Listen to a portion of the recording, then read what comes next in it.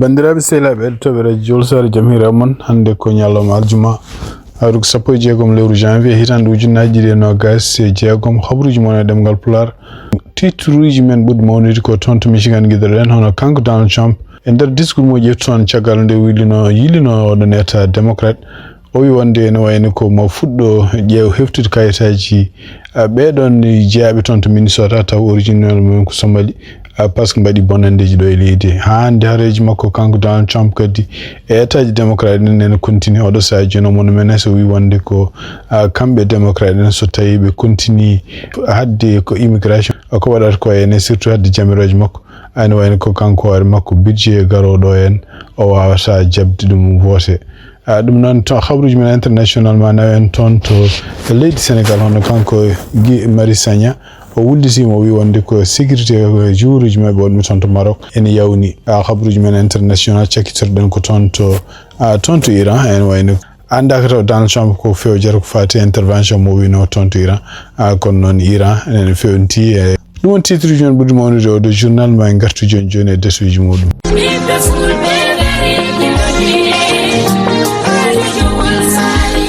Radio Jowol Sare International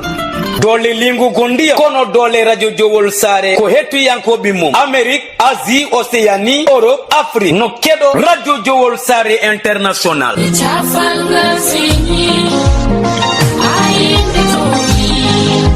wonande jogiiɓe publicité jokkondir eya Radio Jowol International caggal indicatif Mauritanie waɗa 46 53 84 09 walla mbaɗa 44 18 77 18 walla mbaɗa indicatif dowlaji dendude Amérique plus 1 513 668 03 94 bandiraɓe musidɓe tedduɓe heeɗi min Abou Diop El Hadji Ngori momi hetto Radio Jowol International.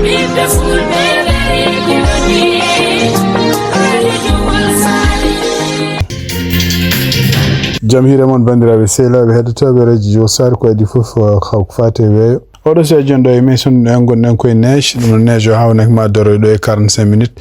kono noon e wayno ko adde 9 heures kam neige chance mum tellade ko 94% neige o ma tungnade hande service météo ɗo e 6 heures du matin tawɗo neige nde o gasi tellade edde 6 heures kiki ñalawma janggo hawna 6% neige kadi ma ar ko fati ɓuɓol o oɗo so joni gonɗen ko 2 degré ma woni moins 4 degré jamma dimanche ha yettoye moins 5 degré jamma talata ɗo e talata kam woni neige ɗaminaka ni hawnaki asman o kadi ma wat duule. bandiraɓe sehlaɓe heɗotoɓe radio Jowol Sare jam hira mon habruji men ɗo e États-Unis guiɗoɗen ko toon to Michigan kanko Donald Trump jaɗno toon hande visite e nder konngudi ɗi ƴefti wi wonde ko ene wayno ko ma o heftu kayitaji ɓeɗo jigui dañɓe kayitaji taw ko wonɓe toon to Minnesota e taw kañumen koye men origine ko Somali ma o heftu kayitaji nationalité ji muɗum ɗum noon en tuma oɗo sa joni kanko yi jofade ko représentant jaaɗo toon to Minnesota taw ka origine muɗum ko Somali hono kanko Ilhan Omar noon e wayno ko kanko Donald Trump gila fuɗɗi laamu makko ɓe meeɗani kamɓe weltude kamɓe ɓeɗi kadi surtout henna ko andaka taw ko woni hen kono noon e wayno ko kanko laamu makko Donald Trump mono hammiri no feewi Minnesota wiide wonde ko Somali naaɓe woni toon ɓe mbaɗi business aji ɗi moƴƴani donc heɓtude kalisaji américain ji ñamde ɗum taw koye fenade ɗum noon ko mbiyata fraude ko way wonde fof ene wayno oɗo sa kanko Donald Trump ko ɗum continue haala mo continue kadi ha hande rentinde état ji démocrate en to laami état ji ko wayno Minnesota ko wayno Illinois e wayno mikfirno haali ɗum hen o wonde so tawi ɓe ardiɓe toon mbawa jaɓani rewde jamiroje makko mbawa jaɓani liggudade immigration en wayno ko kanko ko continue hande miijade holno hutori article mo mbiyata insurrection donc ɗum kadi ko hunde nde ganduɗa kanko Donald Trump e discours makko toon to Michigan o haali ɗum hande ko jiiɗa ɗum kadi eko fama toon to Minneapolis oɗo sa joni en wayno ko kamɓe agent ji immigration ko kamɓe mbaɗata toon joni patrouille ɗum noon ɗum fof noon ne tungnade kadi hande e ha sarɗiyankoɓe jeeyaɓe toon to Minneapolis ɓe mbi ɗum ɗo fof ko provocation en wayno ko kamɓe yimɓe AS ɓe jiiɗi koye wadde provocation beele addude toon jibru jibundu kadi ko ɗum woni ko kanko Donald Trump ko yiɗi jibundu so ari beela kanko warma ko wawa hutorade article ko insurrection beela on wawa addude militaire jan kadi ne wayno gona laamiɓe toon to Minnesota e etaji kala démocrate ne goni ɗum ɗo fof ko kadi ko programme mo jogui walla ko anni mo jogui pour wonde addude situation ha ko woteji ne mbasa wonde hitande ujunnaji 2016 toon to Washington kadi ne wayno sarɗiyankoɓe woɗɓe kadi taw ko démocrate en continue yaltude wiide wonde ko oɗo saha joni ne wayno ko kamɓe département justice eɓen continue enquête ɗumen ɗum noon ko caggal nde kamɓe ɓeɗo démocrate en ɓe mbanno vidéo ji ɓeɗo démocrate en jeeya noon ko vétéran ji ko yimɓe wonnoɓe armée kadi ko yimɓe yaaɓe en retraite kono ko sarɗiyankoɓe nde mbanno vidéo ji mbi wonde ɗiɗo vidéo ji ɓe kuccini ɗum koye daɗiɓe Amérique ɗum no militaire ji Amérique wonde siftinde ɗumen kadi ko kamɓe koye maɓɓe ko militaire ji gonno kadi siftindeɓe koɓe gondi nde ɓe ƴeftata service wonde militaire holko ɓe gondi ko rende constitution leydi ndi ene wayno ko kamɓe ɓeɗen jeegomo kadi e nder vidéo mum kalnoɓe kalino mbi wonde ko militaire ji wonɓe toon to Amérique ene ciftine wonde ko ala jamiroji fof ɗi poti rewde walla ɗi poti ɗoftade so tawi ɗen jamiroji ko jamuroji jaɓɓude lawol ɗum noon ko kaɗon haala metti kanko Donald Trump no fewi en metti kadi yimɓe laamu makko ɗum woni oɗo saha joni hono surtout en ɓurɗo haala mum haalede hono kanko Mark Kelly jeeyatonɗo Arizona e kañum kadi ɓuri tawde grade mabɓe kamɓe vétéran ji fof ko capitaine wonno ene wayno ko oɗo saha joni kamɓe département défense ɗum noon toon to Pentagon eɓen continue ƴeftude feere pour wiide eɓe ñaawa ɗum to ñaawoji militaire uji taw ɗeɗon ñaawoji kadi avocat ji mumen ñaawa won toon ɓe fof oɗo saha joni ko yimɓe ɓe Donald Trump toon ɓe ñaawa oɗon noon pour non seulement ustude grade muɗum mais kadi ustude kalis mo yoɓete hen sababu de retraite ɗum ɗon noon ko hunde kamɓe républicain ji surtout sarɗiyankoɓe ɓurnoɓe takkade Donald Trump ni mbi wonde ɗum ɗo ko wona hunde feere moƴƴere kono e wayno ko kanko Peter Hegseth gardiɗo défense leydi ndi walla mo mbiyata ministére ko part de guerre omon continue ɗeɗon peeje pour wadde feere fof beele mo pina Mark Kelly donc ɗum ɗo ko jira e ɗum ɗon kamɓe sarɗiyankoɓe heddiɓe ɓe kadi ene wayno surtout hono kanko biyeteɗo Jason Crow jeeya toon ko Florida e kanko kadi biyeteɗo Maggie Goodhandler jeeya toon New Hampshire e Chris Houlihan jeeya toon to Pennsylvania ɓeɗo fof ene wayno ko kalde journaliste ji NBC ɓe mbi wonde ko oɗo saha joni tini wonde département justice woni koye enquête ko fate mabɓe e nder konguɗe ɓe kalɓe mbi ko ene wayno ko Donald Trump ñaaguimo kanko Jason Crow o yo kadi yo ñaawe e kadi yo soke sibabuni kanko hoorema ko haali hunde nde Donald Trump yiɗa kanko Donald Trump mo ne waɗa pression e ɓe waɗi ɗon e laamu makko kadi ko yimɓe ɓe ganduɗa henna ko ɓe waɗi laamu makko sibabuni kañum koye men mbaɗantamo tan koko yiɗi ko ɓeɗon kadi enen continue oɗo saha joni no ene tampiniɓe kamɓe ɓeɗo sarɗiyankoɓe ɗum ɗo fof ko sibabuni kamɓe koye mabɓe ƴefti konngol ɓe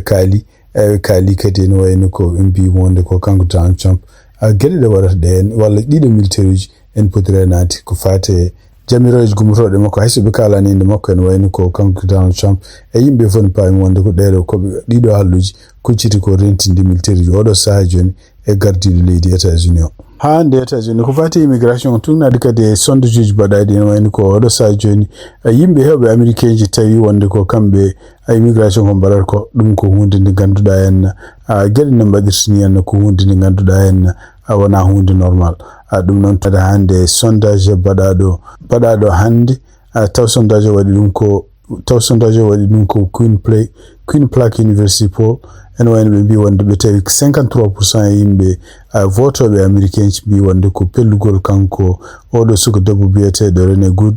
je toon to Minneapolis eyi ɗum ɗon weddengol ɗo pellugol fotani wonde e donc kanko pelluɗo o ala donc e nder oɗon sondage kadi ne wayno ko 35% mbi wonde ko pellugol ngol ko justifié kono noon e wayno 12% mbi kañum en ngala hen opinion donc ene wayno so tawi ƴeftama kadi démocrate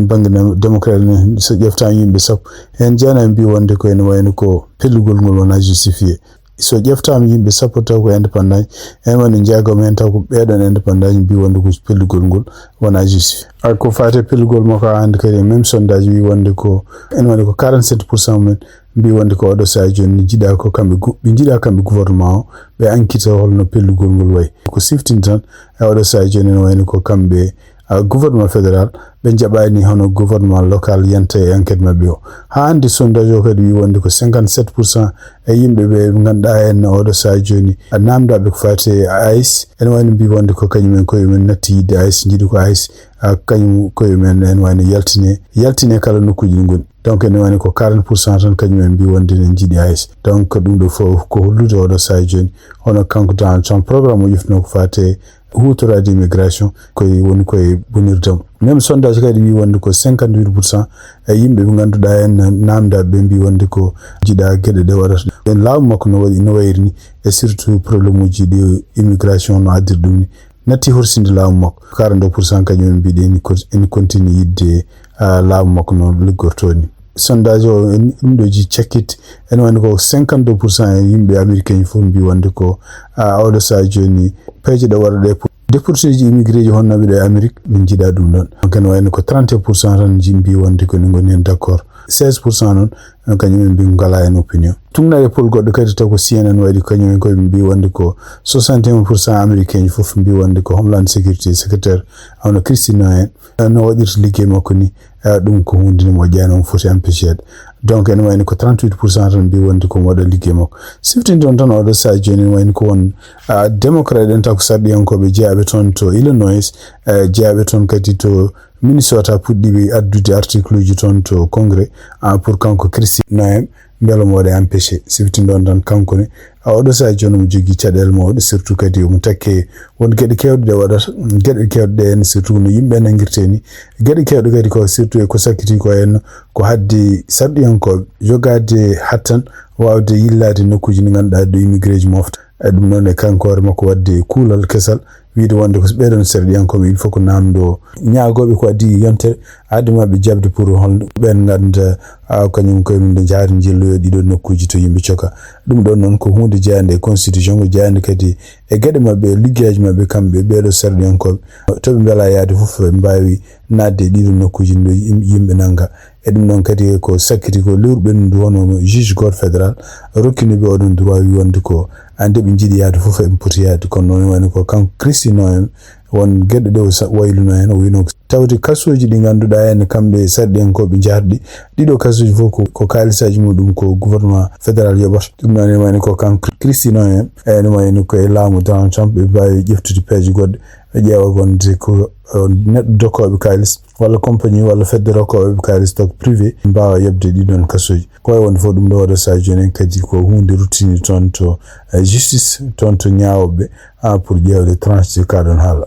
habruji men international cektirɗen ko toon to Iran tugnade kadi e ko fama tan hono kanko Donald Trump ha ando ƴeftan décision est ce que mo jogori yande toon to Iran o sakkiti ko en yiyama wonde ko militaire uji kewɗi wonnoɓe toon e base uji mabɓe surtout base mabɓe gonɗo toon to Qatar ɗo kala militaire uji mabɓe ɗum goni kanko Donald Trump aussi ɗiɗo militaire uji aussi kadi matériel gonɗo toon ɗum noon ko wayno porte avion ngaji e ko wayno même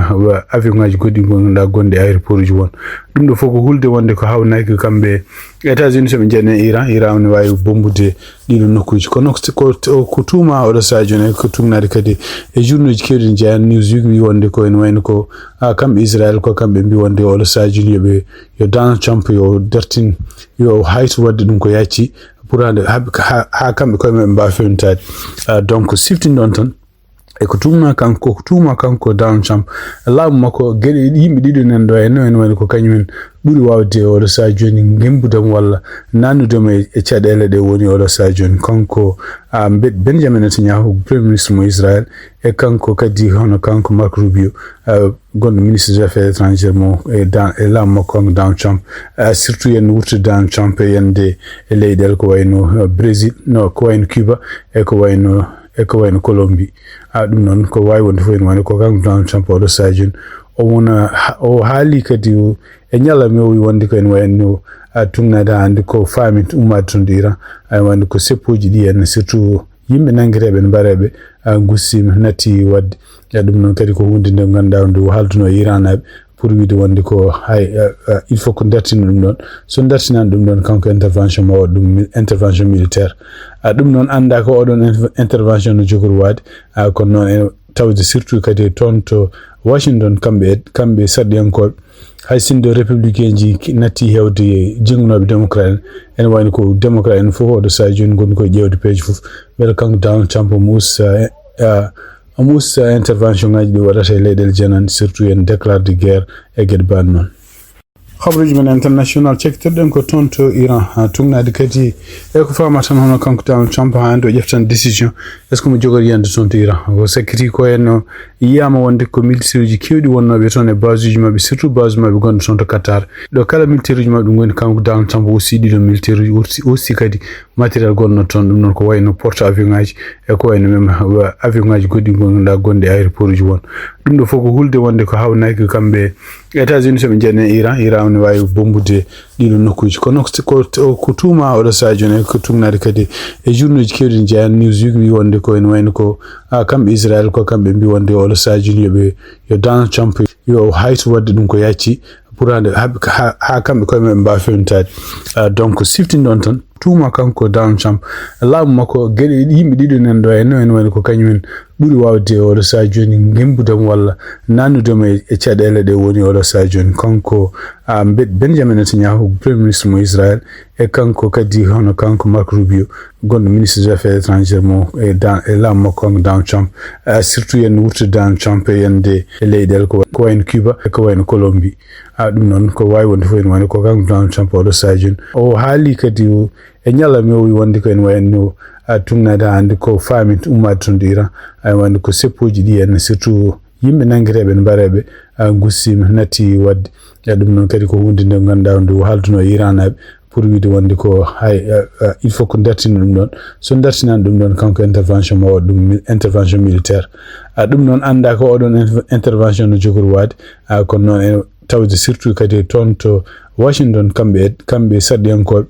hay sindo républicain ji natti hewde jengunoɓe démocrate en wayno ko démocrate en fof oɗo saha joni goni koye ƴewde peeje fof beele kanko Donald Trump musa intervention ngaji ɗi waɗata e leyɗele janandi surtout en déclare de guerre e gueɗe banni noon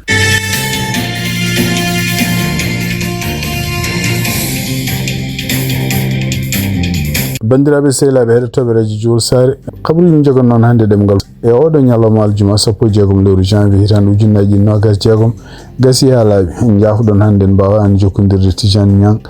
kono noon ma wartu janggo samedi ɗum noon samedi janggo woni potital wona kamɓe Nigéria e kamɓe Égypte pour andude holko heɓo 3e place toon to coupe d'Afrique des nations toon to Maroc yen mbaale jaam ha janggo kadi on jarama ko musidɗo mon Amadou Touré haldana e moon